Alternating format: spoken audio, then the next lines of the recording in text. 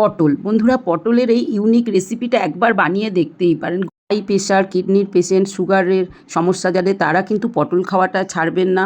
আমাদের সিজন অনুযায়ী গরমের দিনে পটল একটি উপাদেয় সবজি। চলুন যেভাবে রান্না করেছি দেখার অনুরোধ রইল। প্রথমে আমি দেখুন ছোলার ডাল নিয়ে নিয়েছি 1 কাপ। এই ছোলার ডালটা ভিজিয়ে দেবো 1-2 ঘন্টা। ব্যাস, ততক্ষণে পটলগুলো প্রথমে ধুয়ে নিয়েছি, কিছুটা পটল ছাড়িয়ে নিয়েছি। ঠিক এইভাবে পটলটা ছাড়িয়ে নেব, তাহলে কিন্তু খোসাটা ছাড়ানো হয়ে গেলে জাস্ট চেঁচে নেওয়া যাকে বলে করে নেব। আর মাঝখানটা দেখুন এই পটলের একটু চিড়ে নেব। ইচ্ছা হলে এই চেঁচে নেওয়ার পরে ধুয়ে নেবেন, তাহলেও হবে। মশলা হিসাবে প্রথমে কিছুটা বাদাম, 1 মুঠো জায়ফল একটু দিয়েছি, ডালচিনি যোগ করেছি, অন্যান্য আরও মশলার মধ্যে লবঙ্গ 6-8টা যোগ করেছি, শুকনো লঙ্কা 4-5টা দিয়েছি। লঙ্কাগুলো কিন্তু খুব ঝাল, যে যেরকম ঝাল খাবেন।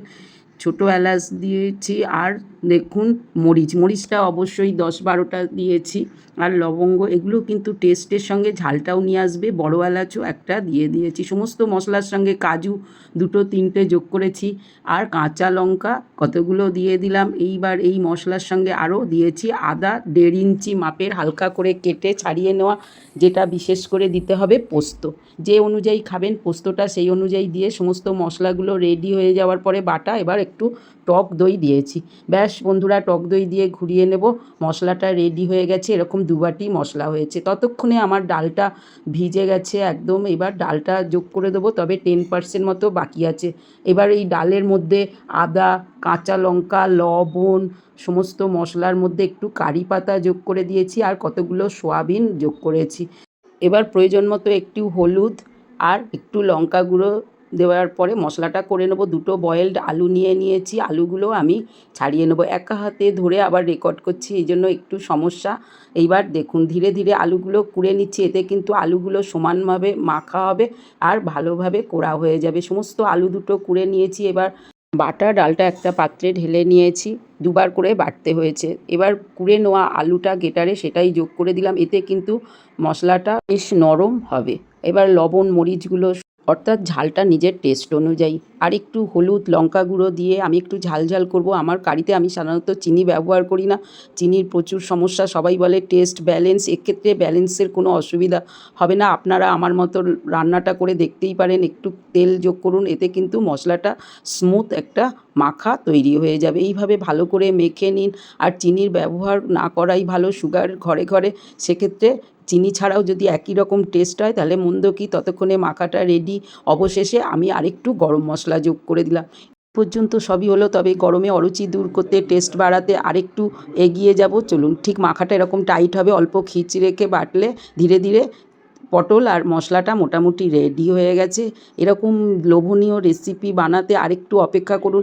আমটা নিয়ে নিয়েছি, এই আমটা ছাড়িয়ে নেব। কাঁচা আম দিয়ে যদি বানান অরুচি দূর করতে, ব্যাস আর কোনো কথা হবে না। আমগুলো ছাড়িয়ে নিচ্ছে। আপনারা ইচ্ছা করলে কিন্তু আম পোড়া দিয়েও রেসিপিটা স্বচ্ছন্দে করতে পারেন, তবে সবসময় আম পোড়ানোর ঝক্কি ঝামেলা ছাড়াই এইভাবে কাঁচা আম একটুখানি ছাড়িয়ে নিন, এবার গেটারে কুড়ে নিন। এতে রেসিপিটা আরও করা সহজ হয়ে গেল। কোড়াটা বেশ মিশিয়ে দিলে কিন্তু মন্দ হয় না।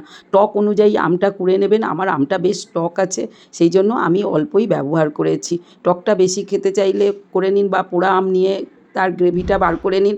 এইবার আমটার কাতটা মিশিয়ে দিলেই হলো। পটলের পুরটা আমার রেডি হয়ে গেছে। এইবার চলুন, পটলটা ধুয়ে নিয়েছি, জল ঝরিয়ে নেওয়া পটলটা একটু মুছে নেবেন। এখন পটলগুলোর মাথাটা কেটে নেব। এইগুলো কোনোটা না কাটলেও হয়, কাটলেও হয়, তবে খুব সামান্য একটুখানি কাটবেন, তা নাহলে জোড়াটা ছাড়িয়ে যায়।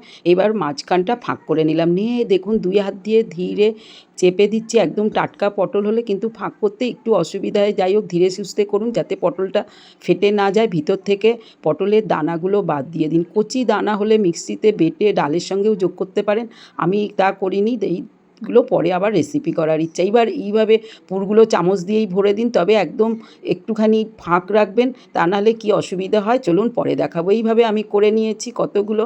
দানাগুলো সরিয়ে রেখেছি অন্য রেসিপি করার জন্য। দেখুন সবগুলো এইরকমভাবে চেপে যাতে পুর না বেরোয় সেইভাবে করুন, তাহলে কিন্তু ঠিক থাকবে। সমস্ত রেডি আমার পটলগুলো, পুর ভরা, একটু একটু করে ফাঁক আছে। এইভাবে প্রত্যেকটা পটল দেখুন কতটা ফাঁক অবস্থায় রেখেছি, নাহলে যখন ভাজা হবে বেরিয়ে যাওয়ার সম্ভাবনা থাকে। বাকি এত এতটা বেশি হয়েছে, অন্য রেসিপি করার জন্য রেখে দিলাম। প্যানে তেল যোগ করেছি, সাদা তেল গরম হয়ে গেছে, নাড়িয়ে চাড়িয়ে এক একটা করে পটল আমি যোগ করে দিচ্ছি। বড় ফ্রাই প্যান হলে সমস্ত পটলগুলো একসঙ্গে আস্তে ধীরে ভেজে নেব, এতে কিন্তু বেশ ভাজাগুলো একসঙ্গে হয়ে যাবে। ধীরে ধীরে রান্নাগুলো করলে পটলগুলোর ভিতর পর্যন্ত সিদ্ধ হয়ে যাবে, আর ভাজাটাও কিন্তু মন্দ লাগে না। এইভাবে নাড়িয়ে চাড়িয়ে বেশ অল্প সময় ভাজা হয়ে গেছে। কেউ হয়তো পুরটা সেদ্ধ করে নাড়িয়ে তারপরে ভরতে পারেন, তবে এক্ষেত্রে অনেক সময় লাগবে। এইভাবেই যা টেস্ট, আর অন্য কিছু না। দেখতে পাচ্ছেন ঠিক অল্প পরিমাণে দিলে মুখ থেকে বেরিয়ে যাবে না, এইভাবে পুরো টাইট হয়ে পটলের ভিতরেই থেকে যাবে। সমস্ত পুরভরা পটলগুলো রেডি। এখন কতটা স্পাইসি হয়ে গেছে। ভাজা পটলগুলো একটা অন্য পাত্রে তুলে রেখে দিচ্ছি সমস্ত পটল। এইভাবে কিন্তু দারুণ লাগে আমার। তার সঙ্গে একটু কড়ার মধ্যে ওই তেলের মধ্যে শুকনো লঙ্কা, জিরে, তেজপাতা দিয়ে একটুখানি গরম হয়ে গেলে যোগ করেছি মশলা। 2 বাটি হয়েছে, প্রথমেই বলেছি। সেই গ্রেভিটা এখন আস্তে ধীরে একটুখানি মিশিয়ে কাঁচা ভাবটা চলে যায় বা মশলাটা কষে নেওয়া পর্যন্ত করব। এই মশলাগুলো কিন্তু খুব সহজে খুব তাড়াতাড়ি হয়ে যায়। কাঁচা লঙ্কা 1 মুঠো ফেলে দিয়েছি। এই লঙ্কাগুলো ছোট হলে কী হবে, ভীষণ ঝাল। আর একটু জলটা যোগ করেছি। গ্রেভিটা ড্রাইও করতে পারেন, আবার একটু পাতলা গ্রেভিও রাখতে পারেন। সব ভাজাগুলো দেখুন আমি 2-4টে পরিবেশন করে দিচ্ছি। এইভাবে ভাজাও কিন্তু গরম ভাতে ডালের সঙ্গে মন্দ লাগে না। ততক্ষণে গ্রেভিটা যখন ফুটতে আরম্ভ করেছে, লবণটা দেখে নিন।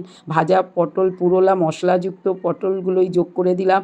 আর আস্তে ধীরে হবে, এগুলো বেশি সময় লাগবে না, ধীরে ধীরে হতে আছে। এবার চাপাটা দিয়ে দিয়ে করুন। দেখুন একটা ছুরি দিয়ে দেখুন পটলগুলোর মধ্যে প্রবেশ করছে, মানে আপনার রেসিপিটা রেডি। তাহলে বন্ধুরা, পুরভরা পটলের ইউনিক রেসিপিটা বানিয়ে নিন। আমি তো প্রথমে বেশ একটুখানি মশলাদার মাখা মাখা করে নিয়েছি।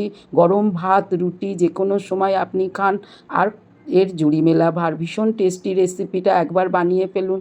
আর চলুন, পরিবেশন তো হয়ে গেল। একটা ভিতর থেকে কেটে দেখিয়ে দিই কেমন হয়েছে। বন্ধুরা, রেডি আমার সমস্ত পটলের রেসিপিটা গরমকালের জন্য।